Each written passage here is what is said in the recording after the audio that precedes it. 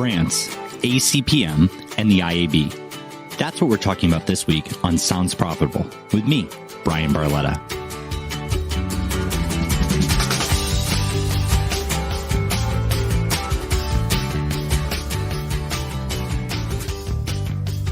I know that you're listening to Sounds Profitable because podcast ad tech is important to you, but it's important to me that you are kept up to date on the latest news from the entire podcast industry. To help with that, here's what happened last week, no matter when you're listening, from James Cridland at Podnews.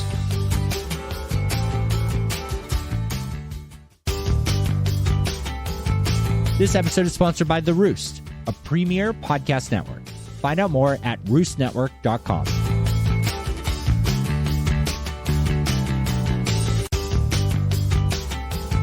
This episode is sponsored by Megaphone, modern podcast technology for publishers and advertisers.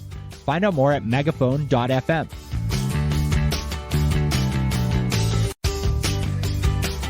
The more we look outside the US, the more we realize other countries are handling podcasting and its metrics differently. It's hard for us within the US to shake the mindset that we are in control of how things are being done. My guest this week, Sarah Toporoff, wrote an article for Sounds Profitable called The French Exception, Podcast Measurement. I spoke with her about what's being done differently in her country and how we can learn from it to get better over here in the States. We have Sarah Toporoff here, who is a publisher manager at Podinstall. And Sarah has an awesome relationship with Sounds Profitable because she was, first off, one of the first people to reach out to me about the newsletter. So it was great to hear that anybody was actually reading it. But second, she was our first guest author. And today we're going to dig into Sarah's article, The French Exception, Podcast Measurement. So Sarah, thank you so much for joining us today. Thank you. Thanks for having me. It is an honor and a privilege. Honestly, like while I was writing Sounds Profitable, the hardest part was I'm just like, oh my God, I have to write this content every single week and I'm not going to get any breathing room. And is it okay for me to get in guest writers? And me and you just hit it off. And you were just like, hey, everything you write is about the US. What about a perspective from France? No, that's exactly what, I mean, that was the first thing I said to you. I said, this is amazing. We need this content. Thank you for doing it. There are podcasts that are outside of the US. I don't know if you knew. Well, that's the hard part. The entire industry, not just like the podcast creation side, but especially ad tech, focuses just on the United States. And I mean, look, the lion's share of ad revenue does come from the US when you count like traditional ad revenue measurement, right? We hit 0.9 billion last year in podcast advertising. But what people seem to forget is it was something like 1.3 or 1.4 billion worldwide. Let's say it's 1.4, right? 0.5 billion is more than half of 0.9 billion. So we can't, like, throwing away the rest of the world, not looking at that, especially from an ad tech lens, let alone a creation lens, is just wild. And it was so great to interact with you because the truth is that like in the US, it's very hard to learn about things outside the US. And there's a little bit of ignorance on my part. I mean, it's very easy for me to just see something and be like, that statistic that they're saying is very clearly worldwide because I just have this US centric mindset. And, you know, you shared and opened my eyes to that. Thanks. Yeah, no, I mean, it definitely comes from years of personal reflection as well. I've been listening to podcasts for probably about 10 years. And that is also how long I've been living outside of the US in Paris. And so I actually had a hard time at the beginning and like finding podcasts that weren't American because they weren't, they might have existed, but they weren't really well like referenced. But I remember moving to France and being like, okay, great. Like I'm going to subscribe to a bunch of French podcasts and like, you know, really brush up on my French. And there weren't any. There were radio replays, but I had already had that expectation of that, you know, podcast listening experience. And I liked listening to the radio. Like I bought a radio. I still have one. I have like a little like alarm clock radio that I listen to as an alarm clock. But no, I don't want to listen to a radio show as a podcast. And that was kind of all that there was here at the time when I moved here around 2010. One of the big things that you highlighted was the fact that radio kind of leads podcasting in France, right? And in the US, like iHeart's such like a big piece of it. But they met the digital side. Like digital was just like, podcasting is ours. It's too much like streaming radio. You don't have it. But a lot of the measurement stuff that you said, and I'm not going to even try and butcher the names, they're based off of radio and legacy media conglomerates, right? Coming together and kind of leading the charge. Or am I misunderstanding? Yeah, no. So you're totally right. So I would add to that. So France has a very, very strong radio and especially public radio culture. And those are measured by Médiamétrie, which uses kind of like a Nielsen type methodology of samples. So it's really well adapted for huge like scale, which, you know, when you're starting a podcast from zero, you can't really even think about measuring in terms of like, you know, sampling homes kind of thing. So I would say, I think probably listening behaviors really got started in France with the strong radio culture. And, you know, as soon as podcasts were invented in 2004, radios immediately started, you know, publishing their RSS feeds and offering replays. So I think that definitely contributed to the rise of podcasting in France. But in terms of like native podcasting, or now you might say original podcasts, so things that weren't ever made to be on the radio, in France, the charge was really led by independent studios. So I think about this a lot. But how different national markets podcasting offerings, if you could like put a national narrative to each. And I don't know if you want to keep this, but don't at me.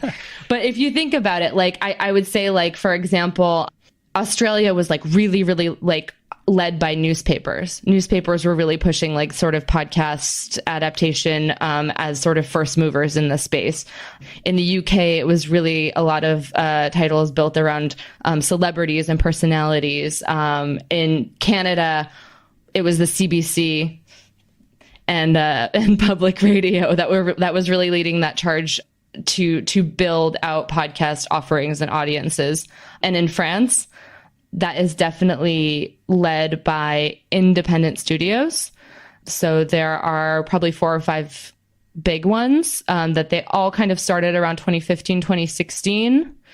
And they're the ones that are really leading the structuring this marketplace. And so they actually formed an association. I don't know if they call it an association. Coalition? Yeah, so sort of a coalition that they call PIA, which is Producteurs Indépendants d'Audio. So independent audio producers. And they are really the ones that are kind of pushing to professionalize this market and attract advertisers. And in order to do that, one of the really big pieces of the puzzle is getting the stats right. Yep. So what I talked about in the article with ACPM is, so ACPM is it's an advertising measurement bureau.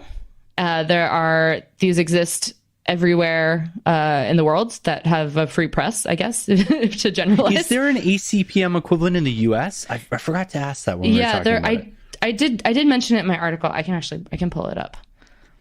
But it's not as recognized as IAB, right? There's nobody racing for the ACPM equivalent certification in the US. Everybody's focused on IAB certification, and IAB does go worldwide, but ACPM and the equivalents in other countries, I think what's neat about them is they each get to have their own variation, right? They're each saying, you know, this is what's slightly unique about our country. There's a core framework that's similar. Our certifications are different by country, but you should be relatively in line if you follow the one in France, if you try it in another country. It should be trivial work, might be a little bit of bookkeeping, but you're close enough to make the transition. Whereas the IAB is one everywhere, but the IAB doesn't represent the countries very well. It's very US centric. I'm not a fan of the IAB, if you could tell.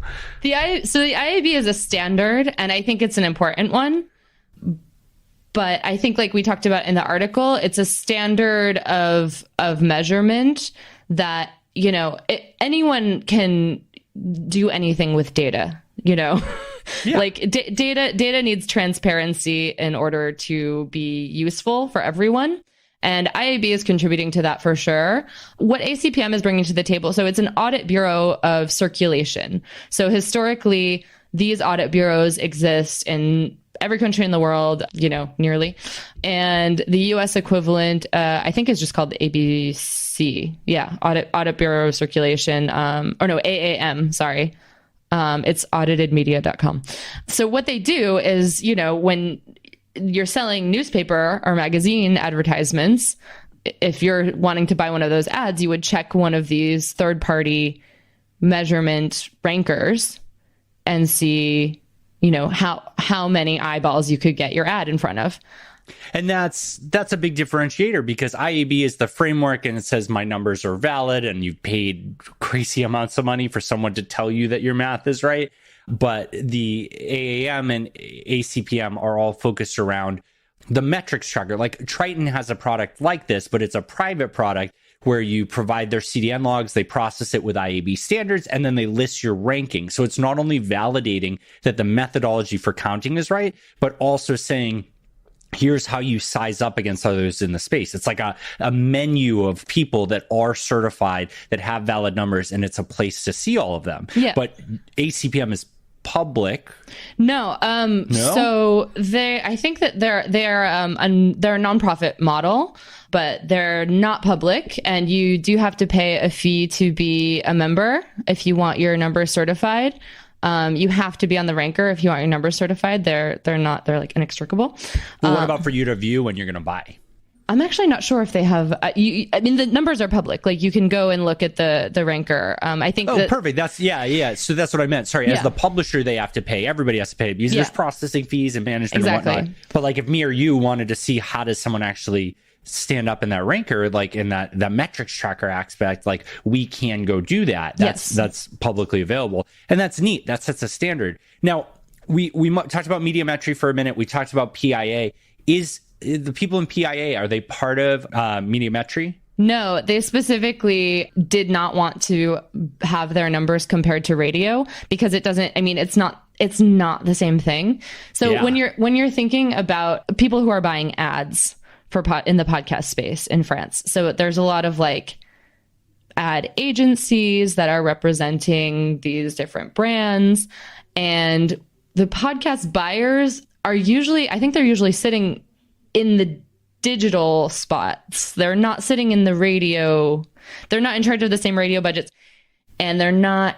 It really varies. Like it's kind of hard to generalize, but a lot of what's being done for French podcast ad buying is through like special operations and sponsoring and sort of partnerships as well, which kind of brings me to talk about something that you don't really see when you're looking at these sort of global figures of the podcast advertising market, is that France is sort of like French podcasting is really built on brand content. Like that's the bread and butter of how these podcast studios are monetized. So I would say almost all of them were founded with an editorial side and a brand content side. And that's sort of the business model. And so there are tons of these branded podcasts that are being paid for through these special operations advertising budgets. And I mean, that's a super, super important to the French market and French podcasting. But I don't know if there's a way to measure it right now. And so the branded content we're talking about, like Bring Back Bronco from Pacific Content, or any of the stuff that like Jar Audio does, like these branded workshop houses, like that's an example of it, right? Where it's like one set series, number of episodes about a specific thing that's tied in with an advertiser or a brand. Or are you talking more about like a single episode about like an investigative show that has a lean towards a specific product? So this could be in several different forms. Like you could have sponsored episodes of an editorial podcast. Like my employer is Bababam, and we had a special month of a series called Love Story that was sponsored by Netflix. And so all of the episodes were about films that were available on Netflix France during that month. Yeah. But what I was mostly talking about is, for me, the best example of this is the Trader Joe's podcast, Inside Trader Joe's. Yeah. Yep. That's a great example of it, where it's a whole series specifically about it, but it's branded in the sense that it is about a company or product or an advertiser, it's brand but content. it's content. Like, exactly. It's compelling and engaging. I actually don't know, and I would love anybody listening to this, please just reply back to myself or Sarah. I want to know, like, does that stuff get measured in that? I think it's actually based on like ad spots. I think that's a lot of it. I think branded content gets fit into a different category than what ad spend is, because based on how we track, how we do impression tracking and podcasting or whatnot there, you would have to go through a lot of hoops to make sure that that gets appropriately recognized as a campaign. And how you track that is way different, right? Is that a 30-minute long ad? Do you have to track that differently than a 30-second ad? But I think it's really interesting. And, you led me on this path to get outside the US. And, we had Tom from Pod LP is on the episode before this one. But he focused on India, and you guys all brought me outside the US to make me realize, like, these countries, the problem is that you guys keep getting compared to the US, and there's differences and similarities. Like, similarities there was a gentleman you introduced me to who about like 2 or 3 years ago decided he was going to be like the Tim Ferriss of France. What was his name again? Mathieu Stéphanie, I think. Yeah. And I met him, and he's amazing. And he has like an agency, and like the podcast is doing so well that the advertising agency appears to take a back seat to the podcast. And that was only like 2 to 3 years ago that he was like, hey, there was a hole. Nobody was doing this in French, and I did it. Yeah. And, as we look at like India exploding and all of these other countries, like, that's the thing that I like to highlight to people. Like, sure, you're not going to be Joe Rogan making millions of dollars selling to Spotify today, but you can still get into it. And then like the advertiser perspective too, that was really important to me, is that like, if I knew any products that were like focused in France, if I could do that, I would absolutely buy the inventory there, because it's slightly cheaper in scale and associatedness there. But like, you can target, like, there's more available inventory in these countries because we're ignorantly just looking at the US. There are global products in the US that should be absolutely advertising in these other countries, and not only taking advantage of the great CPM and the return they're going to get, but growing those industries. The more money that's in the space, the more people are compelled to build podcasts. We get to a tipping point where, people get angry in the same way I get angry, that I'm like, nobody's paying me to play video games, right? Why can't I make money just because I recorded something? But before that tipping point, there's a lot of room for people to make money. There's a lot of room for people to get creative. And buying into that branded content is so killer. Yeah. The knowledge that like an advertiser could go to someone in France and know that this is a content that resonates with a French audience, and there's structures built out for this to be made. Like, it could probably cost you on par with what a regular podcast advertising campaign would go in the US, but it could likely resonate way more because there's more room for you. Yeah. And we've had, a lot of great success stories in France of branded podcasts that have gained sort of mainstream audiences or have done really well and have been renewed for multiple seasons. So yeah, it's definitely a space to watch, especially like when you're talking about just being able to make money and make podcasting your main gig. A lot of people, whether they're on the radio as their main gig, or if they're podcasters, are definitely doing, branded content, exclusive content. And yeah, I mean, it's a really booming market, and brands and media have understood that they need to be in this space. And it's just about sort of finding the right levers, finding the right mechanisms. But I think I talked about it in the article, like podcasting, part of the way that it developed in France was like, it's very, very women-led brands. That's and shows. Awesome. Yeah. But as a result, like you have this audience that you can advertise to. Like, millennial women don't have TVs, don't listen to the radio. This is kind of the only way that you can reach them. And like, when you're thinking about people who have this buying power and, these opportunities to build relationship with these brands. Like, podcasting is the way to do it in France.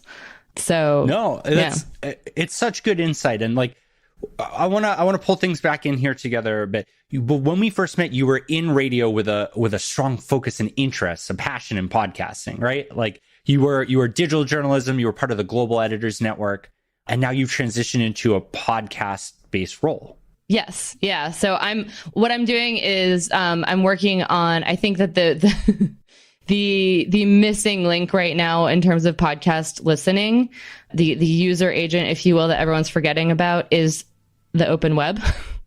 That's real. There's so many opportunities to capture attention, to transform page views into podcast listens for publishers.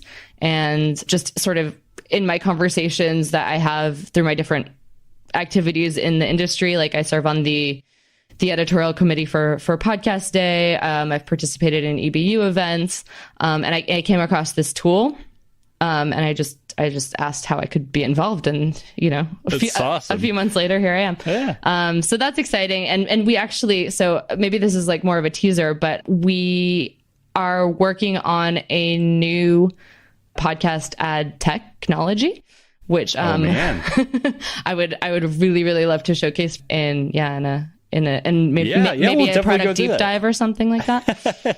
Yeah. I'm all about that. My thing that I want to ask you is that, like, you just reached out to me and you were just like, hey, I got these ideas and these topics. And I was just like, yeah, here's the stage, like, go take care of it.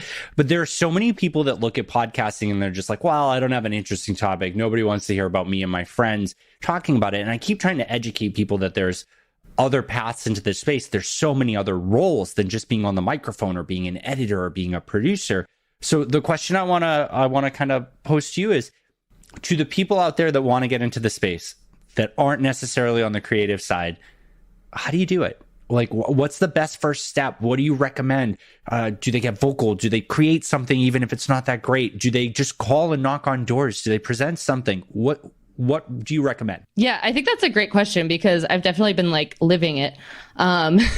Absolutely you have. Honestly, like I've had my ear to the ground for a while. Because of, immigration reasons. I really wanted to stay in Paris, in France, and I needed sort of a permanent role contract, just, purely due to my immigration status. And this is sort of the first year in France where those roles in podcasting, like the one that I'm, it's sort of commercial customer success, really, how do you say accompaniment? No, I have like, I'm like working in French. So I'm like, what is it? Just say the French word for it. Everybody will go along. Accompagnement client. There we go. These roles didn't exist a couple years ago. And I mean, I had my ear out for them, before it was, if you wanted to work in podcasting, you had to be a freelance producer. That's it. That's all that they were looking for. But no, I mean, I would say, like, as I've gotten every job that I've had by being really invested into the company's mission and kind of like harassing them until they hire me.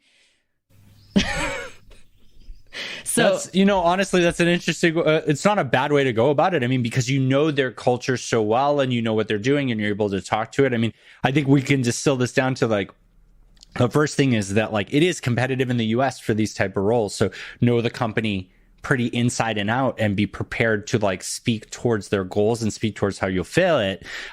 But I think the thing that people should take from you, especially in this post-COVID world coming up, right? We're hopefully coming up, I say, as I got my first vaccine shot and hoping to be able to travel again. Hey, congrats.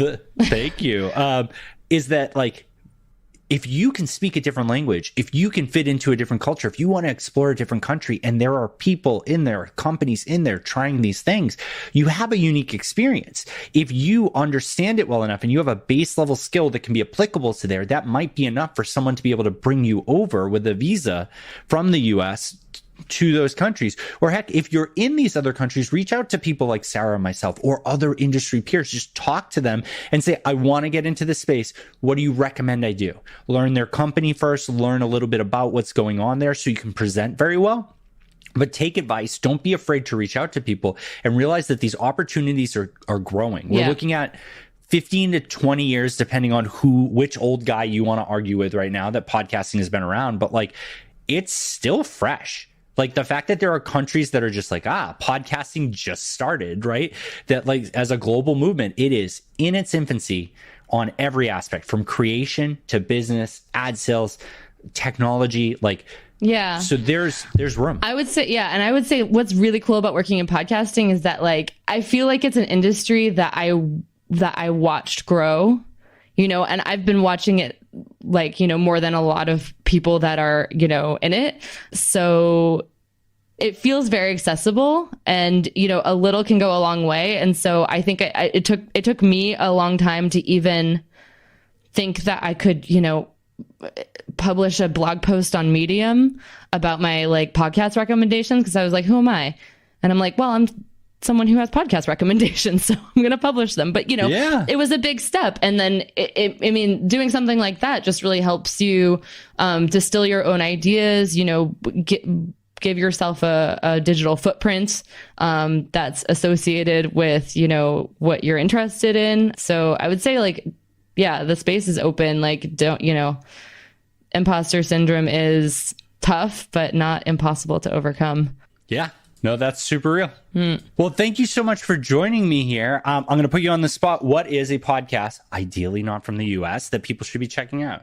Oh my goodness. I was prepared for this question. Yeah. Okay. So I will start by recommending all of the Duolingo podcasts. They're so good. They're so good. Honestly, I listened to the one for learning French. I don't need to learn French. The stories are very, very good. And I'm learning Spanish as well. So I could listen to podcasts in Spanish, because I know a lot of people making them and I want to be able to listen to them. But the Duolingo Spanish podcast, the Duolingo podcast in Spanish for learning English, which is beyond my level, but, also very cute. So definitely check those out. And then, am I allowed to do multiple recommendations? Yeah, go for it. The podcast that I've been recommending for the past like 2.5 years has been You're Wrong About. Okay. It's so good. Have you listened to it? I haven't. Tell me all about it. It's two journalists that basically debunk really big sort of media blitzes, mostly from like the 90s. So, they have a really long series about O.J. Simpson. They just did an episode about like Vanessa Williams and Miss America. But like every topic they cover is something that I thought I understood and then realized I did not at all. The most mind-blowing one was about, for me, I always come back to their episode about Kitty Genevieve's and bystander apathy. It's like in every Psych 101 class. But anyways, go listen to it. It's absolutely not what they taught you in Psych 101. I love it. And then, so that one's an always favorite. And then I would add, recently I got into Floodlines by The Atlantic, which I'm a little late to the game, but it's basically a You're Wrong About Hurricane Katrina, but it's a really well investigated, well reported, like look back at what happened there. And, there were stuff, I think I was like 16 or something at the time. So I did have like a conscious memory, but it's extremely well done, and anyone would sort of benefit from taking a moment to take that in. Well, thank you so much for sharing those.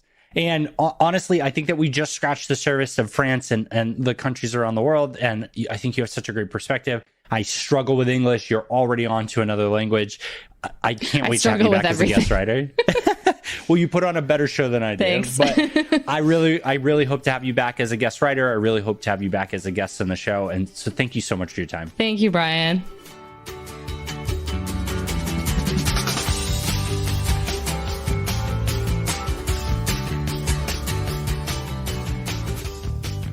And stick around for some special bonus content at the end of the episode.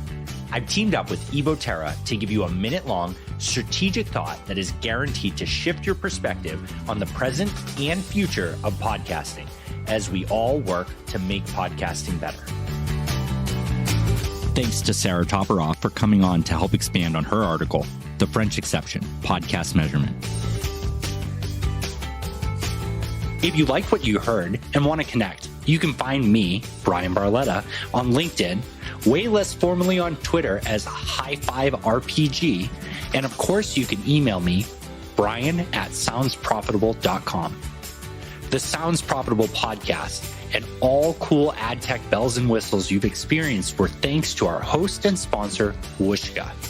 Everything you've heard since the conversation ended was uniquely created to target you using their dynamic ad insertion features. If any of the callouts were wrong, let us know. Depending on how you're listening, there were over 10 opportunities to hear dynamically inserted content and ads in this episode. While we continue to tweak and innovate our setup, some of the breaks may be more noticeable than others. Thank you for bearing with us, and please send over your feedback. The Sounds Profitable podcast would not be possible without the help and support of Evo Terra, James Cridland, Ian Powell, and Sam Mars. Thank you all for your help and support.